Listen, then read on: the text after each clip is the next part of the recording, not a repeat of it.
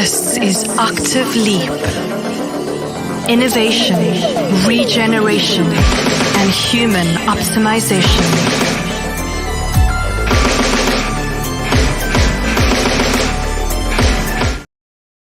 Welcome back to the Octave Leap podcast, and today is going to blow your mind. Imagine there was a way to peer beyond the veil and glimpse what the future holds. Might it defy our wildest dreams? Well, this man seems to think so. Today's guest he's got over 30 years as an electrical engineer working in telecommunications and IT, but he's also an astrologer. So he balances out the technological and the physical with the quantum and the esoteric. And he's got a very interesting perspective that basically astrology allows us to ride the duality of fate and free will. So without further ado, I'd love to introduce today's guest, Gary Cousins, to the Octave Leap podcast. Gary, how are you today? Hey, Dave. Good to be nice to meet you and your audience. And yeah, doing great here in Bali. Can't complain. But excited to be able to share with your viewers the exciting and interesting, crazy time that we're all living in. Yes. And I'm glad you've got the Bali glow, reassuring everybody that you can still be healthful and prosperous during these crazy transitional times. I love the background, by the way. And for those listening on the audio podcast, check out the YouTube link because it's well worth it. But Gary, let's dive in here today. So what brought you to unite these two very seemingly disparate subjects of technology and sort of human advancement through our enterprising capabilities, and then the knowledge of the unseen realms and the quantum field? So, in fact, I'm going to go back a long, long time ago in my life. It actually reminds me a question of another podcast that I listened to, and he always asks his interviewees, "Were you a weird kid?" And and your question kind of triggers me back to when I was 12, 13 years old. At the time, I was a mad little scientist. I had a father who he worked in a laboratory, so he borrowed a lot of equipment and built up a laboratory for me in my backyard, and I kind of played with chemicals and eventually moved into electronics. So that was kind of like, from an early age. And then at about the age of 13, a next door neighbor of mine, who was at boarding school, presented this book that we've been reading called How to Release Your Telekinetic Powers. Uh-oh. And I was like, whoa, this is too interesting. And he told me fantastical tales of how they concentrated on exploding the light bulbs at school, and they made the light bulbs explode. And anyway, I started putting to plan the various things in this book. And after months of practice, I was able to move a pyramid paper structure with my mind, get it spinning around. And I was the little scientist. I had a mask over my, way before COVID. We're talking like 40 something years ago. A mask over, no air, and this thing was spinning. And I was like, whoa, what's going on here? So I started doing experiments with another friend, like very scientific. We would sort of coordinate every hour. We have these little cards called Xena cards. They got little symbols on them, a triangle, a wavy line, and you try and send telepathically. And we would get results above chance of telepathically communicating these symbols. So all of this like planted a seed in my mind, but I was, wanting to be an engineer, and I dove into the world of engineering. But shortly after I started my career in engineering, funny enough, my uncle said to me, "You should look into astrology." I was like, "What's astrology?" And I went out, back in those days, there weren't too many bookshops that sold books on astrology. We're talking like the early 90s. And I found this book on astrology, and it was just complete gibberish, meant nothing to me. But somehow I dove deep into this rabbit hole called astrology. So I've played in these two worlds. I mean, I just love the world of mathematics and engineering, having been an engineer, telecommunications engineer, IT engineer, my whole sort of corporate career life, which was like 27 odd years. Now I've been an entrepreneur and like focusing more and more into, really where can we go with astrology? So I've been playing and diving deep. And the strange thing about when you dive into astrology is you get confronted with this whole concept of like, it is a predictive system. And it makes no sense that a slice of time at the moment you take your first breath can reveal events and happenings and character personalizations and people coming into your life, throughout your whole life. And then there's kind of this. Off the air, you told a very good rendition of this involving a 9th century Persian mystic. Can you share that one with the audience? Because that rendition of this exact thing you're talking about blew my mind, and I literally was shaking in my seat. So I'm trying to think if we're talking about the same story. Yeah. So I think, so there's an astrologer that I'm busy studying at the moment called Abu Mashar. Very famous. He lived in the 9th century in Baghdad. He was one of the astrologers that was involved in actually founding the city of Baghdad. And there was an astrology chart for the founding of Baghdad. So, I mean, in those days, the kings or the caliphs of the Persian kingdoms, they all had astrologers. The astrologers advised them on war, advised them in all kinds of things. And in his book, he describes time in kind of 3 ways. He speaks of eternal time, and then he speaks of symbolic time, and then he speaks of real time. And that's what happens when you start playing with astrology. You start seeing we don't just live in this linear time, which we are so like, we wake up at 5, 6 in the morning, and by 8 o'clock in the morning, we need to be somewhere. And we know it's this like linear progress. But as you start delving into the realms of the spirit and the realms of the mind, you start, Abu Mashar basically describes that your astrology birth chart is a slice out of eternity. So we can imagine eternal time. He calls it the mind of God, that we have this eternal time that exists. And our existence is but a slice out of this eternal time. I mean, I always look, the astronomer in me, not the astrologer in me, but the astronomy in me looks at the universe, and we say, okay, the universe is 14 billion years old. Well, that's the light that we can see. We can see back maybe 13.7, 14 billion years of light. But, more and more and more physicists believe we live in a multiverse, whatever that means. We live in this infinite realm of existence. It's 14 billion years. It's almost infinite time. And yet here we are. We have a human life that, if we lucky and blessed, maybe it's 100 years. What does that mean? What does our lives mean within the greatest scheme of eternity? So we're confronted with these questions of our existence. And then we start seeing that our linear time, which unfortunately this linear view of time is what causes all the problems in the world.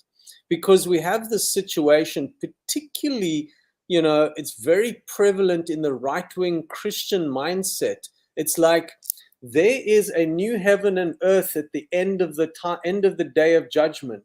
So, well, if we mess up and destroy the world, it doesn't matter. There's a new heaven and a new earth coming. So we're just going to take what we can out of this time, because we're focusing on a future time. But nature's not like that. Nature is a cycle of renewal, of death and rebirth and death and rebirth.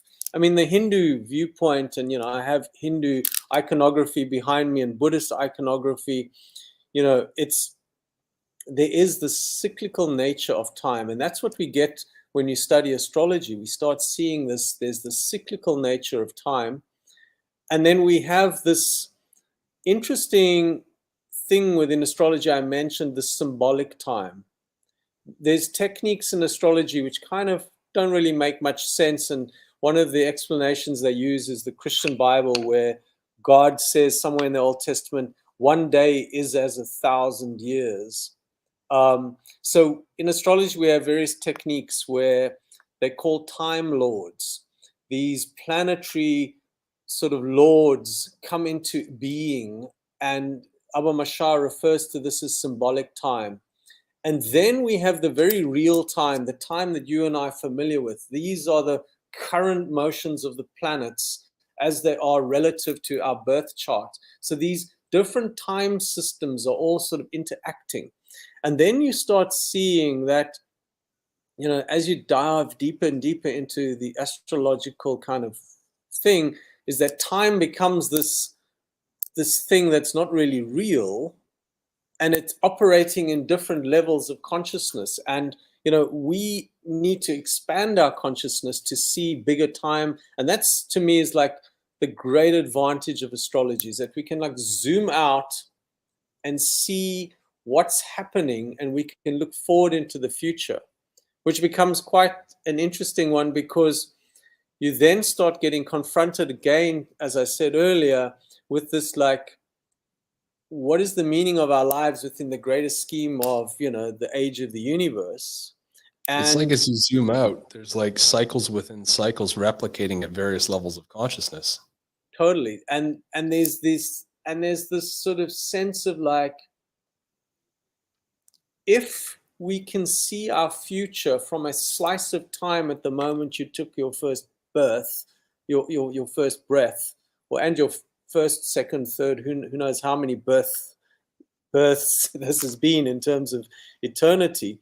But you take that breath, and we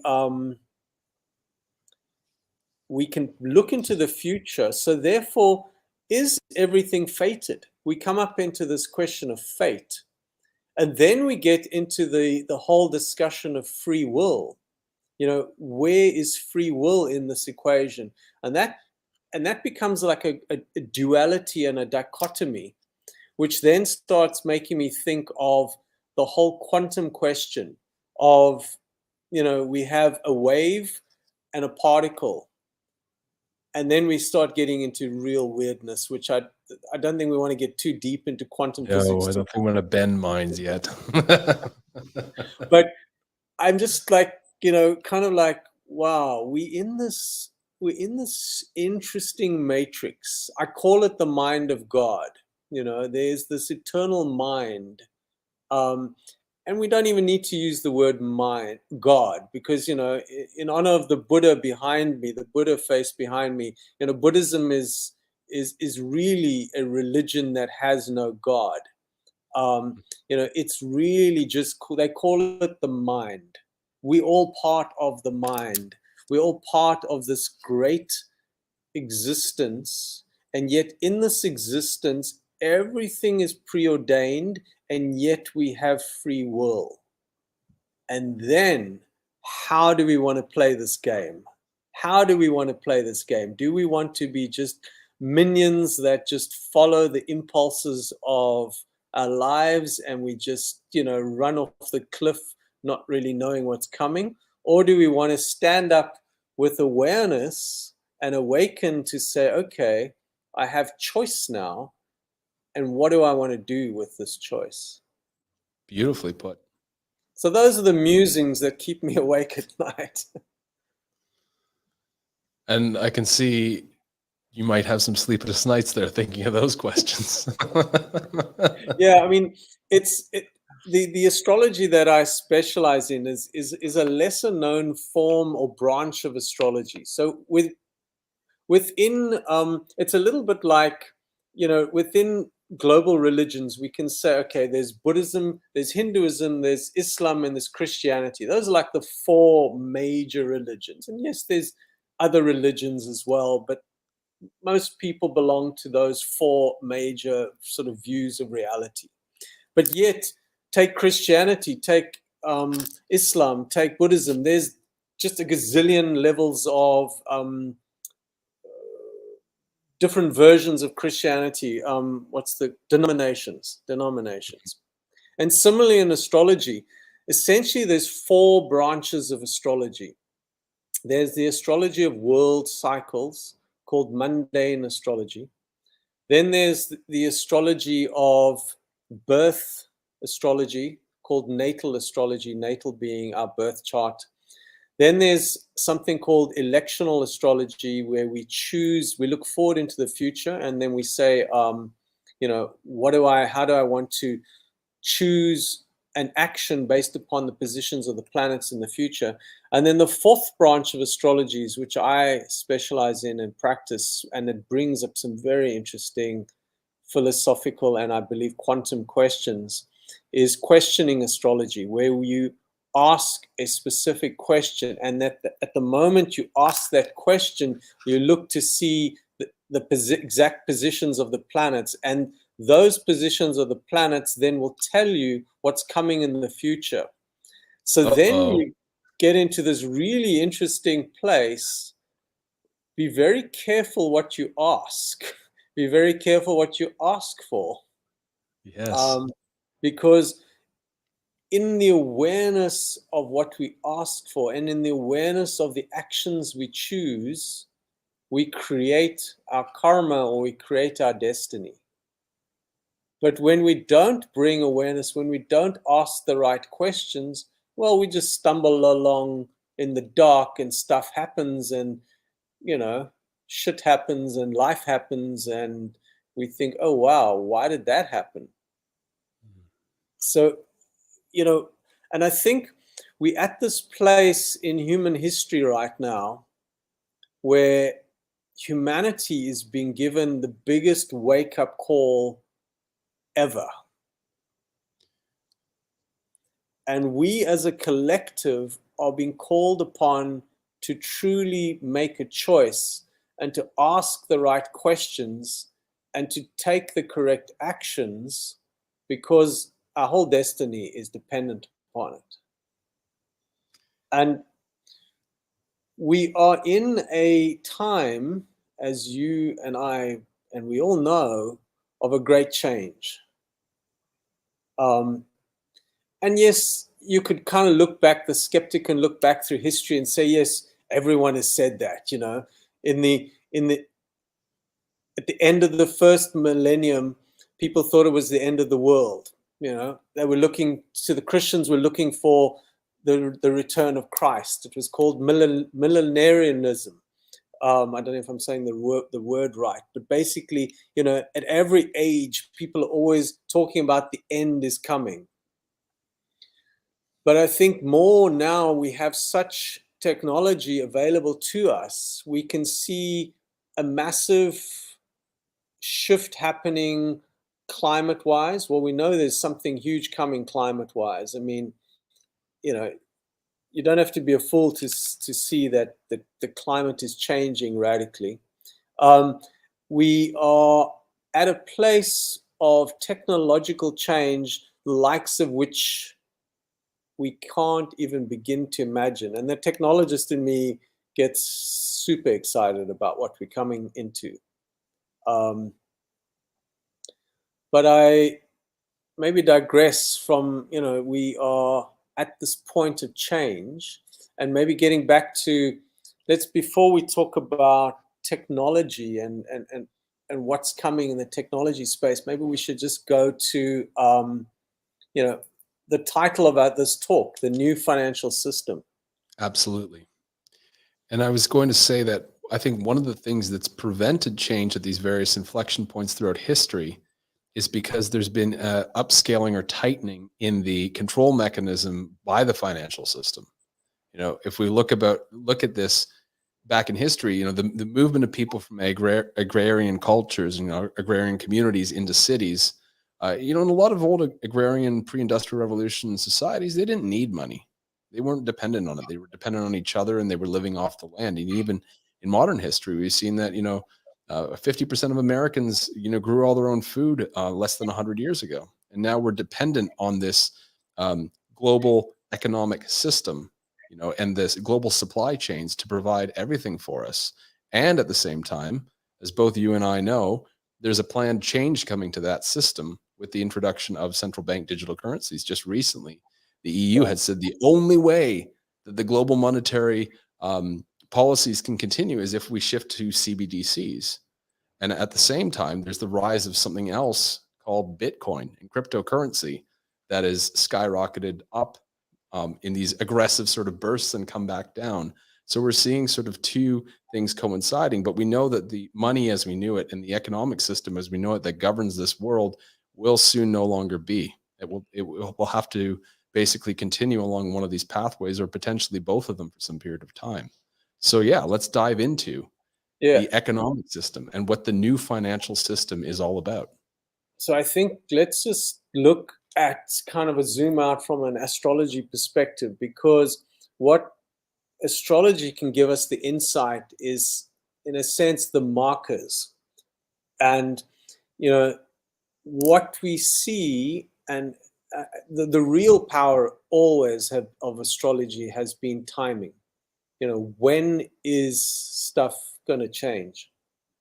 And when stuff changes is often reflected in planetary alignments, planets changing astrological signs, or sometimes the discovery of a new planet.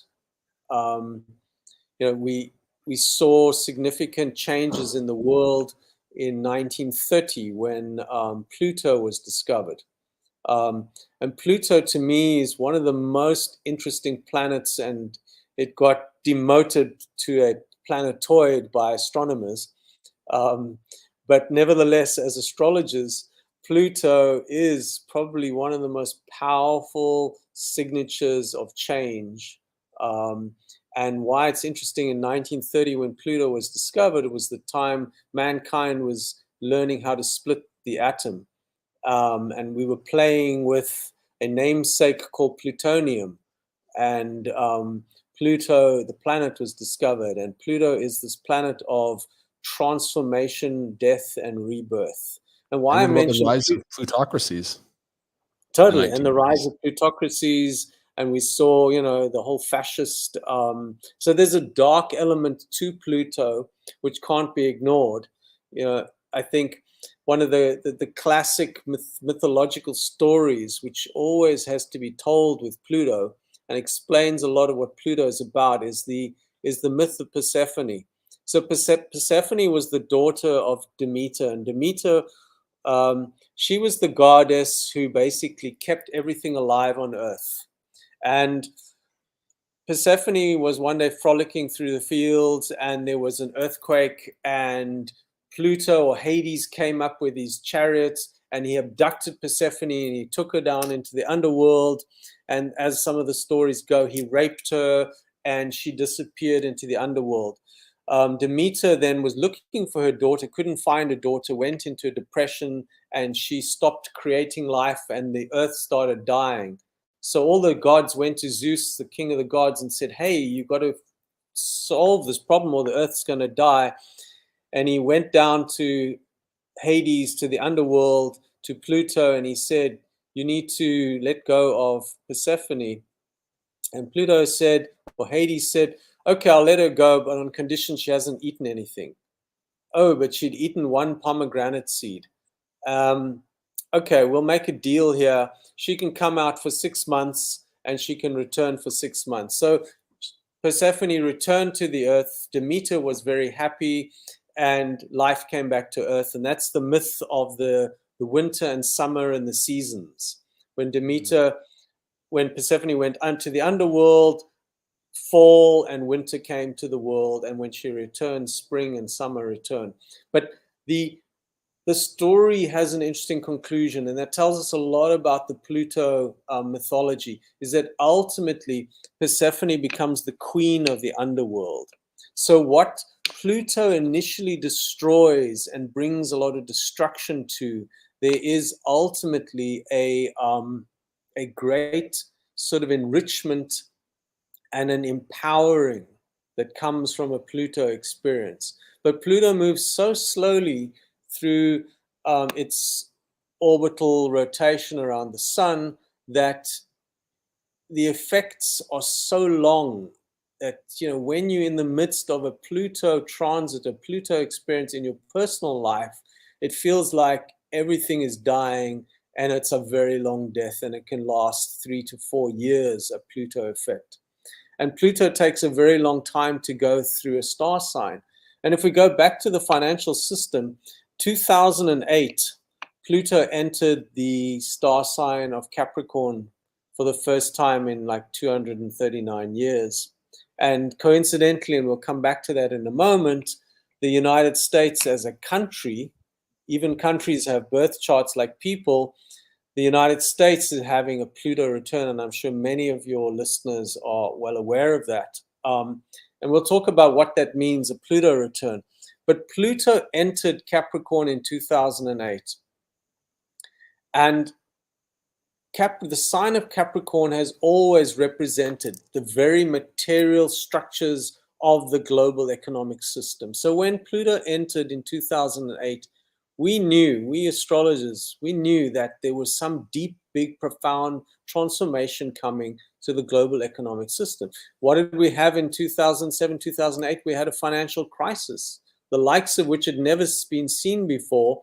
And it would have been so much more devastating had the government's not stepped in and bailed out all the banks. But at the time, it was like seen by everybody as a time for transformation. Like everybody saw the real darkness to our financial system. We had Occupy Wall Street come into existence, but it just didn't go anywhere because of, again, like there was a lot of like control from the control systems of government, not allowing the protests to really happen. But there was this sense of like, wow, maybe something new, the whole concept of the 1% and the less than 1%, the 0.1%, that was a term we didn't really use beforehand, but we became aware that there was this financial elite in sort of control of the financial system. And, when things went wrong, well, they bailed out each other and the real criminals didn't get punished. And yet at the same time, very quietly in 2008, the Bitcoin white paper was published. And what was Bitcoin? And this is, the fundamental thing. For all the highs and lows that Bitcoin has been going through, they're kind of irrelevant when we just understand the fundamental. And again, I think most of people watching this channel probably understand this, but the fundamental of Bitcoin was the creation of money from a decentralized perspective. Whereas all money systems, ever since money has ever been, has been a centralized creation of money. One of the early days of money was in the Chinese Empire. The Chinese emperor was the only one who could print money. And if anybody came into the Chinese Empire, they had to sell their goods to the emperor, and he would give them money in the form of cash, which they could then take to the Chinese populace and trade that money for goods and then leave the country. But they couldn't enter China and barter with their gold and silver. They had to give it to the emperor. He just printed money. So he got all the gold for free, created this money, and the populace then had to accept the money. So, I mean, this concept of printing money has always been to the advantage of he who holds the printer. Yeah. And, and we're seeing that replicated today. That hasn't changed. It's almost like, controllers are like, that's a great thing for us. It hasn't changed. And now we're seeing it, as you mentioned, right now, we're living in a digital world. The concept of actual cash makes no sense. I mean, in many countries now, you can't pay for anything other than using a credit card or some kind of digital payment mechanism. So, cash is completely kind of being removed out of society. And governments are saying, well, we'll just now give everybody digital cash. I mean, I believe Nigeria just released their first central bank digital currency just in this past week or two. Yeah, there's a few countries in pilot scale, and they've rolled them out. And I did a whole show actually on where that was at a few months ago. And it was actually quite shocking to see how advanced some of these countries were. But it's interesting because most of the ones that are more advanced in the pilot scale testing are smaller countries. Nigeria, actually Ukraine was another one that was looking into, it was quite far along with their central bank digital currency as well. I mean, the whole central bank digital currency is very interesting. I mean, you can argue a lot of benefits of central bank digital currency for, a benevolent government wanting to distribute money to, the poor, giving some kind of, basic income money can easily be distributed. There seem to be a lot of advantages, but we all know it comes at a great cost for personal privacy. I mean, you ain't going to get your CBDC without registering against your identification, and anonymity just doesn't exist. Oh, of course, it's going to come with conditions. It's going to have a digital ID. It's going to be tied to your medical records. It's going to make you compliant, and if you want to be part of it, otherwise, it's flick a switch, you're turned off. Totally. But speaking to that, actually, this is a very fascinating thing because Charles Eisenstein wrote a long essay about central bank digital currencies, and he took mostly a neutral perspective and looked at it neutrally, because the governments that are implementing these, they believe that they are intelligent and enlightened beings that can do this. They can basically oversee, and they're using it for benevolent ends. However, when you actually see the application of it, you see that it's very controlling and very restrictive and prohibitive for the everyday person. Yeah, so we're seeing this birth of some kind of, new method of trying to keep this existing financial system in play. But we know we've got Pluto moving through Capricorn.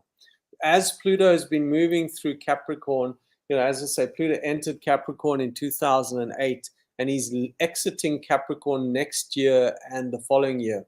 So it's quite interesting. Typically because of what's known as retrograde motion, the apparent backwards movement of the planets as the Earth sort of overtakes on the inside lane, Pluto can move forwards and backwards. So Pluto moved in and out of Capricorn 3 times in 2008. But now because of the weird eccentric orbit of Pluto, we're actually going to see Pluto move in and out of Aquarius and back into Capricorn 5 times. So Pluto enters Aquarius in 23 March next year, and again 11 June next year, then 21 January 2024, September 2024, and November 2024. I can actually pull up Solar Fire here, and I can display the transits for people, so we can actually take a look at this as a group here, which might be kind of cool, so that the people watching the show can actually see a visual of what's happening. So while you do that, let me just talk about, when a planet enters a new star sign. So just some really basic astrology here. In many ways, like a planet it literally is and was conceived that way from the early days of astrology. It's conceived as a light. Pluto is a little bit strange in terms of ancient astrology because it's invisible light. We can't really see Pluto. We can see Pluto through telescopes, but for ancient people, Pluto was not visible at all. But it's light. It's a light. And the star sign in many ways is like a filter that filters that light and kind of changes the sort of the nature of how that light expresses. And Pluto coming into Capricorn in 2008 was pretty much a light of transformation being shone onto everything to do with Capricorn. And Capricorn is this, it is the global financial system. It is, very much, it's an earth sign. It's to do with things of the earth. It's to do with structures. Capricorn is ruled by the planet Saturn, and Saturn is the old god.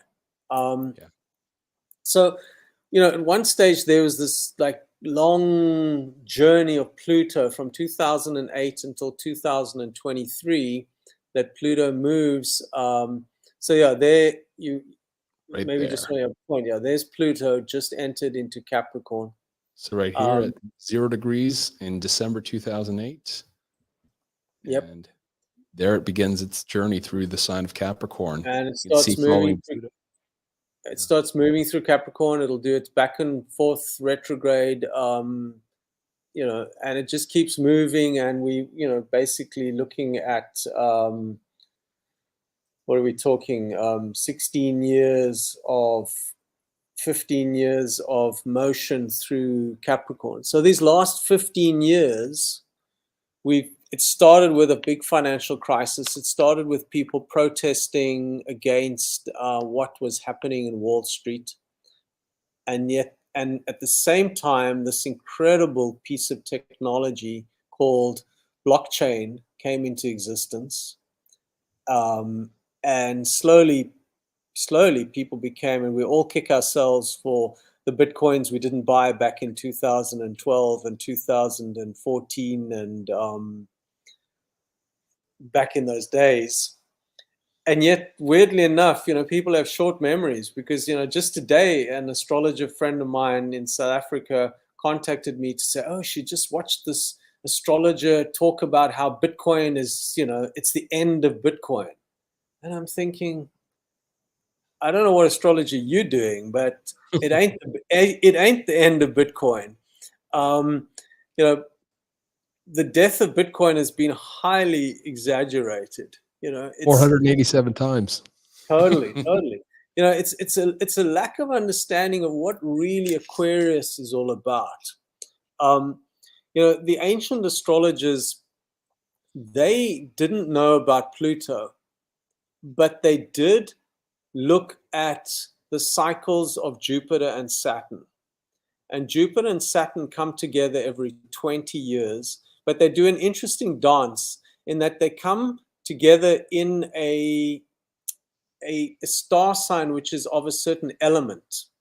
And and it's called the Great Conjunction. And we had this Great Conjunction on the 21st of December 2020.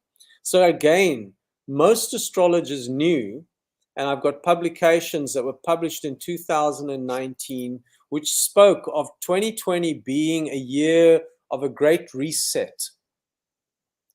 And we all know 2020 was a great reset of society where, we even then had the World Economic Forum start publishing books called The Great Reset. And we know that, we're in this time where the financial system cannot continue in its current form. I mean, how many $1 trillion does the USA owe in debt? It's at an all-time high. It's a nonsensical number, We're seeing the Ukrainian-Russian war situation where, the BRICS nations are announcing that they're going to create a new reserve currency.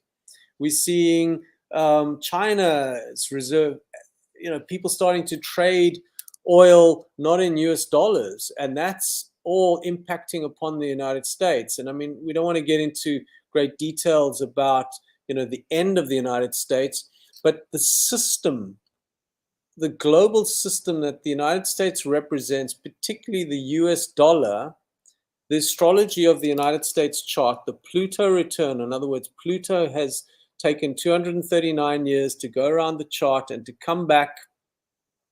And in one of the, what's known as the Sibley USA chart, which has a Sagittarius rising, means that the Pluto returns takes place in the second house, the house of money and finance for the United States. So Pluto is telling us there's a great death, rebirth, and transformation coming to the financial system of the United States.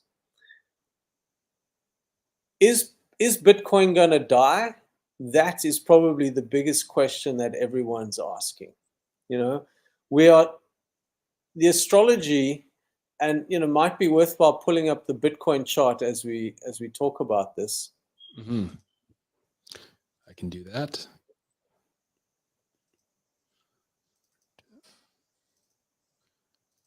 All right, let's just share this one now. So, pulling up the Bitcoin chart here. Share. You can see that? Yep, there's the Bitcoin chart.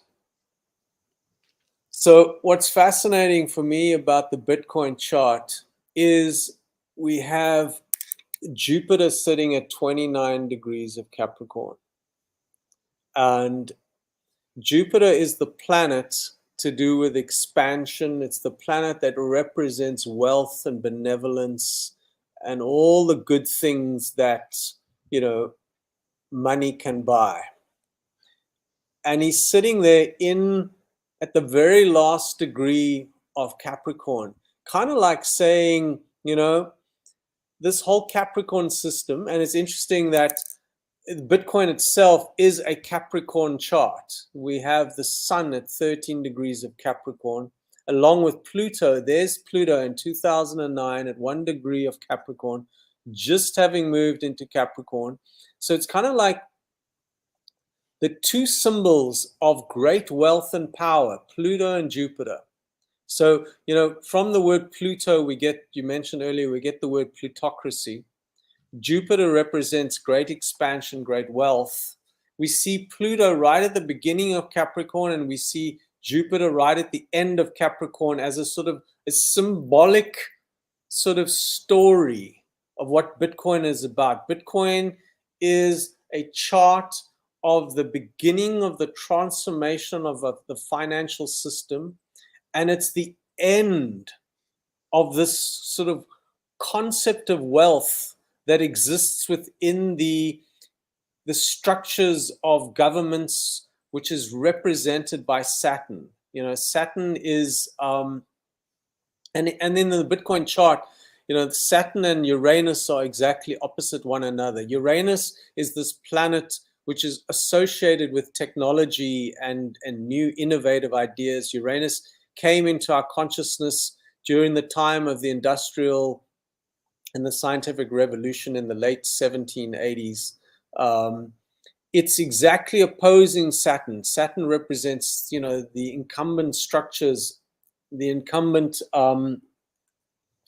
financial system. So it's technology in opposition to this existing thing. And we have Pluto and Jupiter in Capricorn in the chart. Now, what's fascinating is that if you just look at this chart, Pluto sitting at 1 degree, 21 minutes of longitude in Capricorn on the 3rd of January 2009, when the first blockchain address was mined. So the first Bitcoin was mined. Pluto then made this journey through Capricorn over the last 15 years. And he's going to now move over the Pluto. The Pluto is going to move over the Jupiter of the Bitcoin chart. Now, Pluto and Jupiter are very interesting planets because they show up, I call it the billionaire signature. If you look at the chart of Bill Gates he was born in 1955 and he has a Pluto-Jupiter conjunction. In other words, Pluto and Jupiter were together in his chart. Warren Buffett, who was born in 1930, he too has a Pluto-Jupiter conjunction. So 2 billionaires have a Pluto-Jupiter conjunction. More sort of modern players and kind of in the crypto sort of space, Elon Musk, now the richest man in the world, he has a Pluto Jupiter sextile, so they're exactly 60 degrees apart. And then Michael Saylor, who really epitomizes the whole kind of Bitcoin story in many respects of his great investments into Bitcoin, he has a Pluto trine Jupiter. So I kind of call the Pluto Jupiter signature the billionaire signature. So here we have Pluto coming onto Jupiter in Capricorn. So it's the death of the existing financial system, and it's the birth of something new. But the death of the old is not going to go quietly into the night. The existing players are coming strongly with their CBDCs, and they're going to say, here's your crypto coins. This is real money. Bitcoin and all of the other Ponzi schemes, are terrible ideas. Terrible ideas. Trust your governments. We've got the perfect digital solution to, the future of money. And we're going to see, I think, in 2023, 2024, a huge kind of legislation starting to come into play. I mean, I'm already seeing it happening. I bought a couple of Bitcoin servers, and I've been mining Bitcoin for the last couple of years. But then just recently, the company in the United States that hosts these Bitcoin servers, sells these Bitcoin servers, was basically hit by a whole legal thing from the SEC saying that no Americans may mine Bitcoin using these servers, and that they were declaring these Bitcoin servers as a security. So it's a whole legal thing. So basically all the Bitcoin servers have been shut down, and all of these people are going to lose their Bitcoin servers.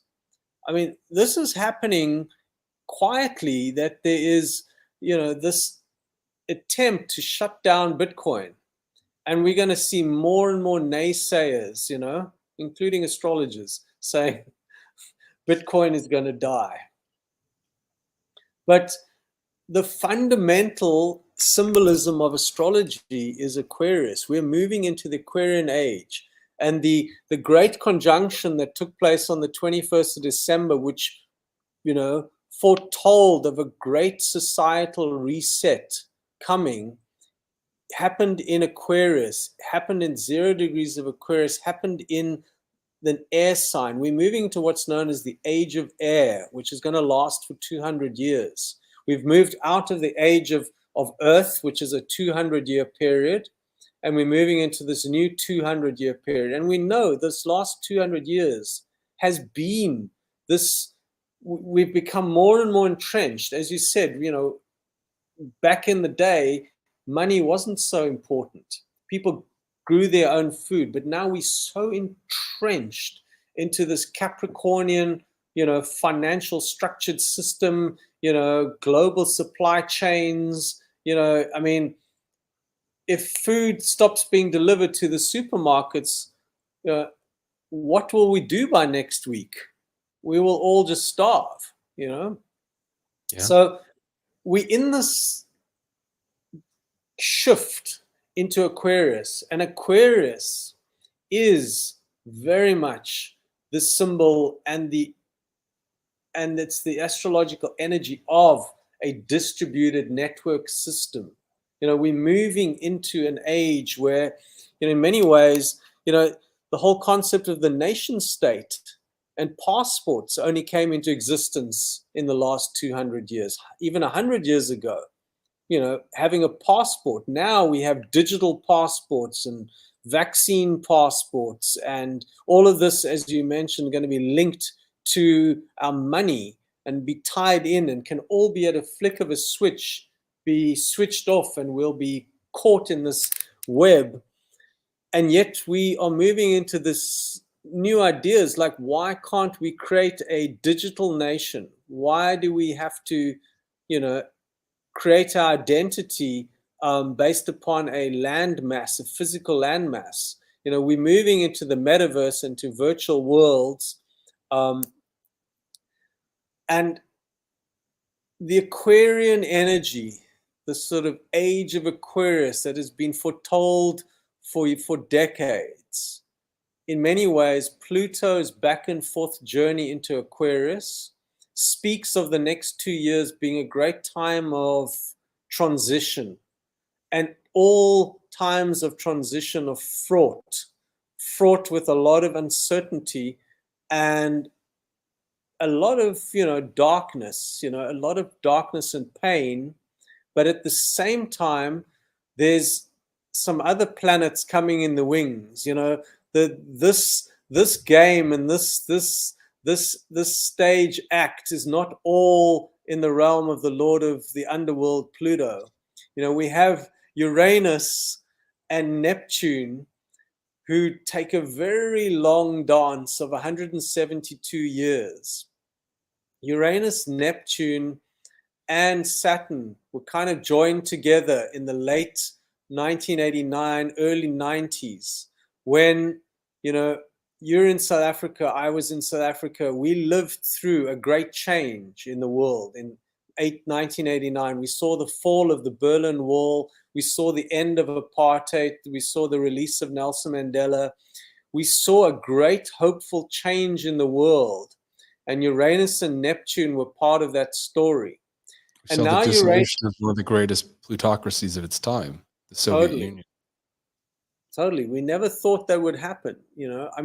Growing up in South Africa, when I first traveled as a sort of a 20-year-old for my first time into Europe in 1987, I was like embarrassed that anyone would hear my accent, that they would discover I was from this apartheid country where, Black people were suppressed. And then in 1989, I happened to actually be in Germany, right in a border city in December of 1989. And I witnessed the East Germans come into West Germany for the very first time to receive their Begrüßungsgeld, their greeting money, and buy goods in the West. There was a very funny incident. I was in a CD store looking at not SEED, but a CD as in music CDs. I was in a store looking at CDs, and this woman said to me in German, she said, "It's a CD player. It's a CD. You need a CD player,"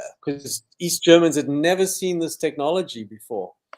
And that for me was an incredible time of change where we saw great, and why I talk about Uranus and Neptune. Neptune is the vision of a new world.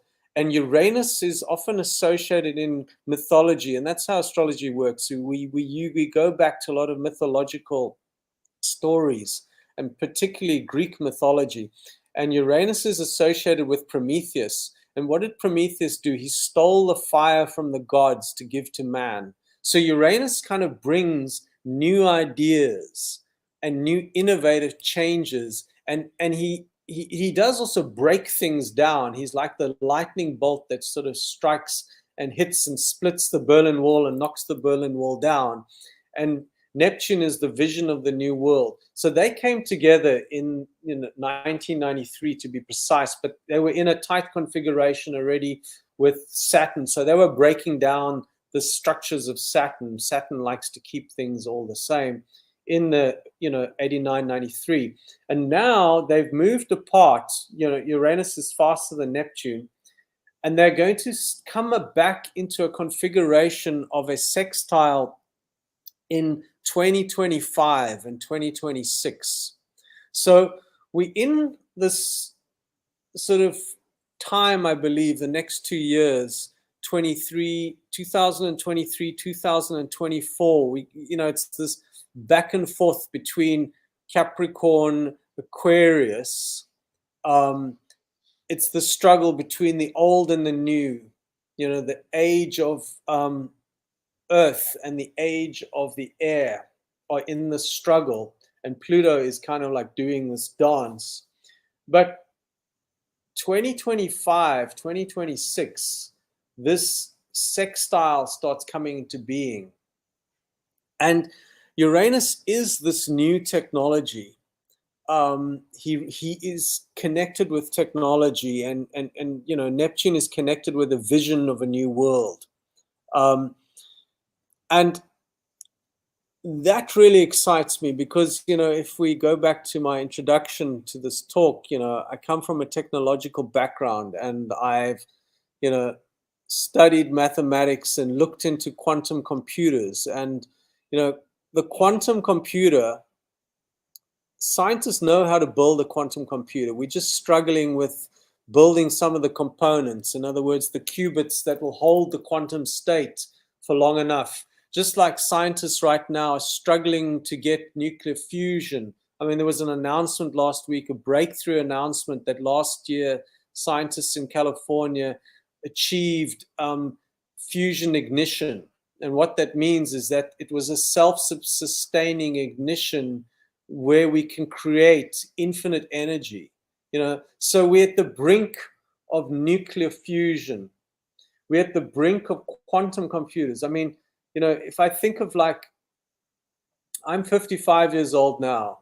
40 years ago, I got my first computer. It was called the ZX Spectrum. It was a little plastic keyboard computer that you plugged into your television, and you plugged into your tape recorder to upload and store programs, and you watched it, and it had, I think the Spectrum, the ZX80, the precursor to the ZX Spectrum, had 1K of RAM. And in that 1K RAM, we wrote programs, we played chess games, we built robots in 1K. Now we have a computer and we talk of, we can have a conference call with 20, 50, 100 different people from all over the world with video and perfect no latency. We're talking, 1,000 million K of memory. And so in 40 years in my lifetime, from when I was a teenager to now, computers just started coming into the home when I was a teenager. And now we have, power of computers where we're now talking about quantum computers. What is a quantum computer? For those that don't know what a quantum computer is, well, a quantum computer can do mathematical calculations in other dimensions. That's really the simplest, most nonsensical explanation of what a quantum computer is. But a quantum computer can solve mathematical calculations that a normal supercomputer would take hundreds of years to solve. A quantum computer can do that same calculation within a split second. So we think the world changed in the last 40 years through computers and technology. We ain't seen nothing yet.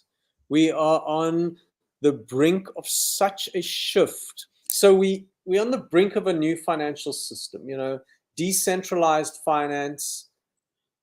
And it's not going to come easy because the incumbents, just like they suppressed, the Wall Street protests in the 2008, 2009, they're going to fight against decentralized finance.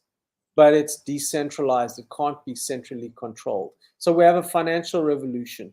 Then we're coming in with technological breakthroughs, artificial intelligence, quantum computers, nanotechnology, genetic, technology. I mean, I was just chatting this week to an aunt of mine who lives in South Africa, and we have a genetic eye disease in our family called retinitis pigmentosa. So thank God I didn't get it, but my uncle and my aunt and my grandfather all got it. It leads to blindness, where basically your vision just goes into a tunnel. And with genetic engineering, they're working on how to cure this disease. But my aunt was telling me, scientists have been trying to develop an artificial eye, and it hasn't been very successful. And then they recently woke up to the idea, well, actually behind the retina are all the nerve endings. And even if the retina dies, the nerve endings don't die. So now they're building electronic interfaces which will be able to interface to the electrical system of the nerves in the optic nerve. And, it's like we're at this brink where blindness will be cured. We, will have artificial intelligent computers designing, and they're already doing it. They're designing new protein structures for medicines. And all of this is happening as we speak.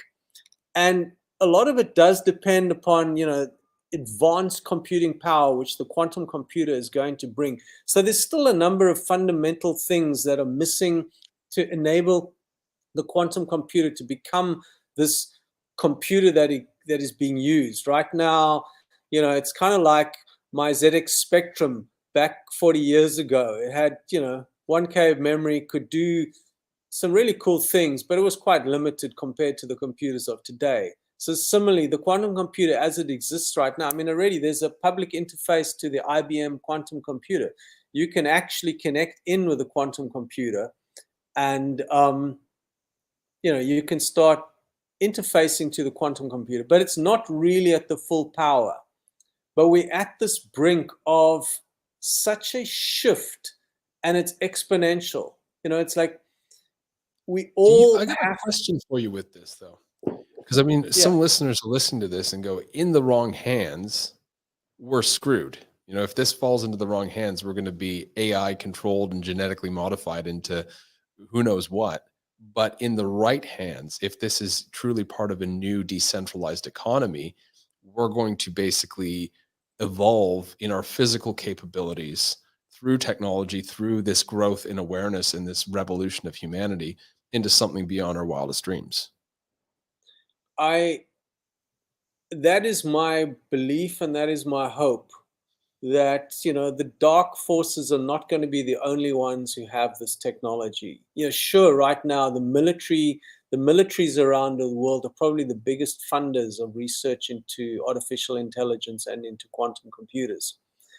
But going back to my sort of childhood experiences of psychic powers and spiritual states, I believe at the same time what is happening, and it's like UFOs was a taboo subject, and the mainstream media just poo-pooed until suddenly the US Navy started releasing, absolute proof of vehicles that defy anything that we've got on Earth. So suddenly UFOs, but they don't want to call them UFOs, they now call them, sort of extravehicular craft, or who knows what they are. So UFOs has kind of got this, like, we can now start talking about UFOs from the mainstream media and from scientific sort of, more and more scientists are talking about that. The other area that is not at all acceptable in any way whatsoever is to talk about psychic powers, telepathy, mind over matter. And that for me is, I think, with all of this technology, we're coming into a shift in human consciousness. And I call it the quantum shift, because what is a quantum shift? Quantum is probably the most overused, bandied word around. You'll get, I call myself a quantum astrologer, and I can talk about why I call myself a quantum astrologer later. But you have quantum business and quantum this and quantum that. And I think there's even a car brand called the Quantum.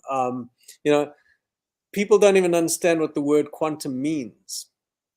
But the best example I like, everyone's heard this term quantum shift. What is a quantum shift?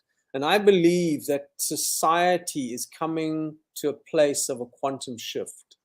And what is a quantum shift? And the best example of that is to talk about how a laser beam works.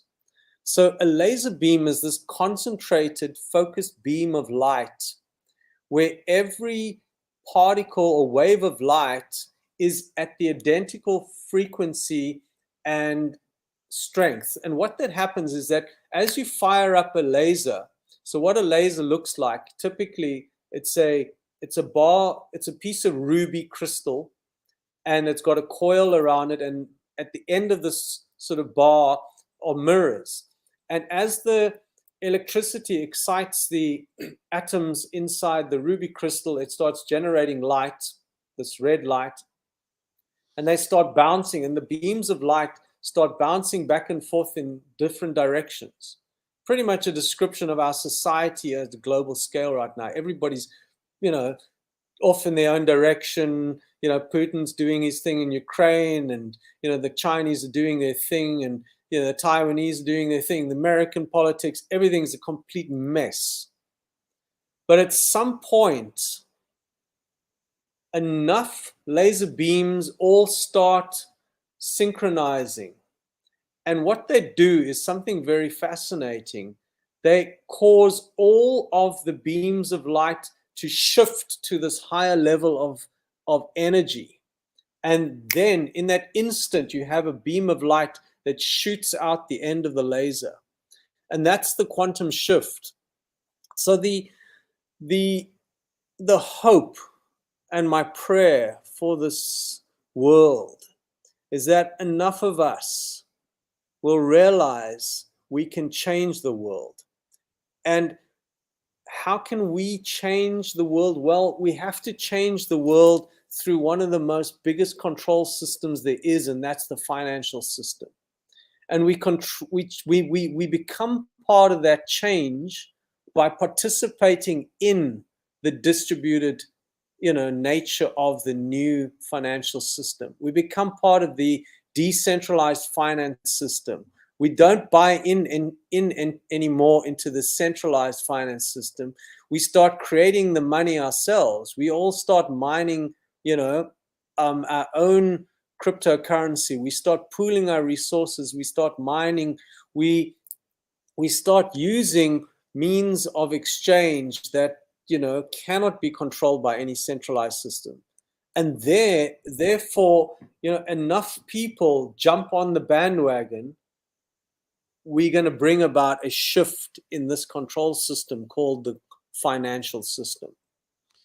It's an interesting mindset amongst Bitcoin holders, because regardless of what the price does and regardless of the institutional money that's trying to get into Bitcoin right now, they figure that of the 18 million active Bitcoin, 14 million are illiquid because they're held by people who just won't give it up. So you have nearly 80% of your Bitcoins in the hands of people with so much conviction about decentralization in this technology that no matter what happens to it, they're not going to sell it. With that said, we might see a little bit more down pressure on Bitcoin. We might see them trying to get the last bit of weak hands, flush that out of the system.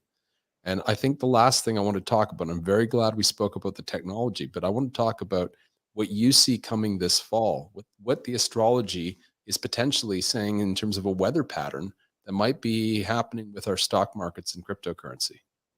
So yeah, there's a storm approaching. I really think there's a storm approaching. We've got Mars has just moved into Gemini, and Mars is going to stay in Gemini until March next year. It's a very, very long cycle for Mars to move and stay in Gemini. He's going to move retrograde backwards. So what is Mars and Gemini about? Well, Gemini is to do with communication. It's the sign of communication. Mars is a great disruptor. So we have this kind of disruptive Gemini energy happening. In addition, we are in the final stage of the Saturn-Uranus square. So the Saturn-Uranus square has been operative for the last couple of years. And the final Uranus square is taking place in October. It's not fully exact, but it's within a degree. It's of the same degree. So the Uranus Saturn square is again this kind of a conflict between the new and the old, Saturn representing the financial system. But the most concerning thing that worries me about what's happening in September, October, is particularly the transits to the NASDAQ chart. We're going to have Saturn come onto the sun of NASDAQ.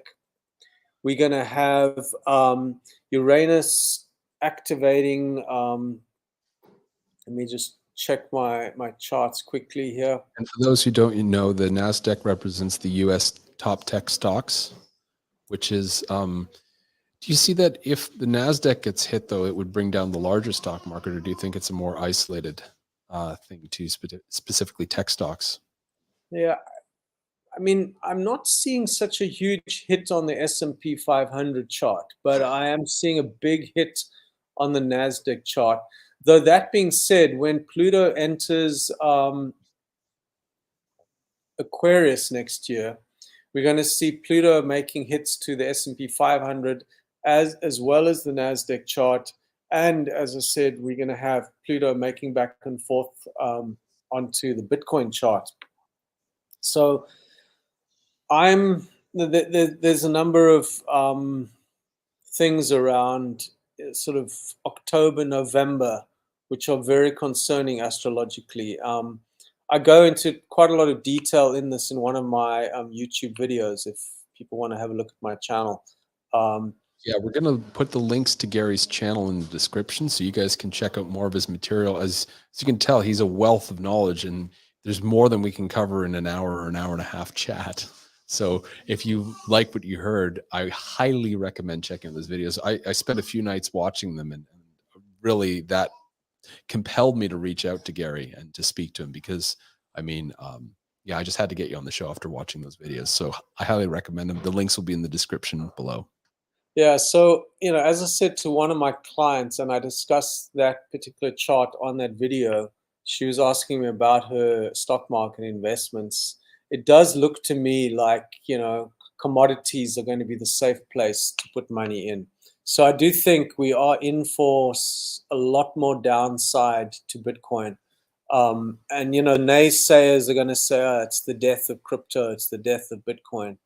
But those that know, those in the hold, those who hold 80% of those coins, they know that distributed financial systems are the future. But we're going to have to weather a storm. And I think the first sort of big storm clouds are approaching September, October, November this year, but particularly in the tech stock place of NASDAQ. Yeah. Thank you for sharing that. I think that's important for people to hear. We do cover crypto and Bitcoin on this show.